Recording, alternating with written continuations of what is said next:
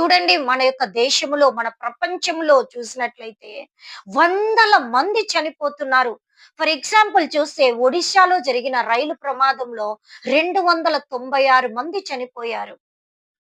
Kurnool bus ప్రయాణంలో చూస్తే ఆ బస్సు ఫైర్ యాక్సిడెంట్ అయ్యి 19 మంది చనిపోయారు. తెలంగాణలో బస్సు చూసినట్లయితే 21 మంది చనిపోయారు.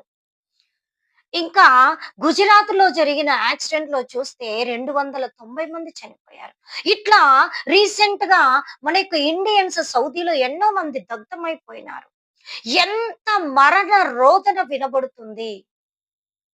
ఎం ఎక్కడ చూసినా మరణ రోదన.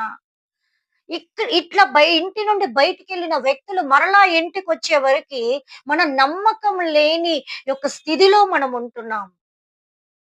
Are we thinking of our life? How we are leading our life? How we are just passing our days? Are we afraid of God? Are we fear of God? Are we having a scared of God?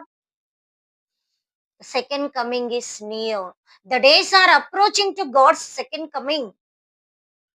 ఇక్కడ దేవుని వాక్యం చెప్తుంది, కాలము సమీపించుచున్నది బిడలారా. ఈ యొక్క అంత్యకాలములో మనమున్నాం. దేవునికి మనం ఎంత వ్యతిరేకంగా వెళ్తామో దేవుని యొక్క తీర్పు అంత కఠినంగా మన మీద ఉంటుంది. ఎన్ని మంది చనిపోతున్నారండి మన చుట్టుప్రక్కల ఉన్నవారు. కానీ మనం సజీవంగా ఉన్నాం. కానీ మనం ఆరోగ్యంతో ఉన్నాం. మనము ప్రతిరోజు బయటికెళ్ళి లోపలికొస్తున్నాం. దేవుడు అంటున్నాడు, నువ్వు లోపలికెళ్ళినప్పుడు దీవింపబడదువు, లోపలికి వచ్చినప్పుడు దీవింపబడదువు, నువ్వు లేచినప్పుడు దీవింపబడదువు, నువ్వు కూర్చున్నప్పుడు ప్రతి విషయంలో నువ్వు దీవింపబడదువు అంటున్నాడు దేవుడు.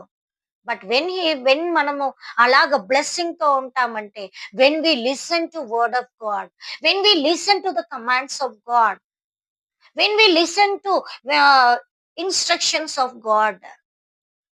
అలా లేకపోతే దేవుని యొక్క తీర్పు మన మీద కఠినంగా ఉంటది.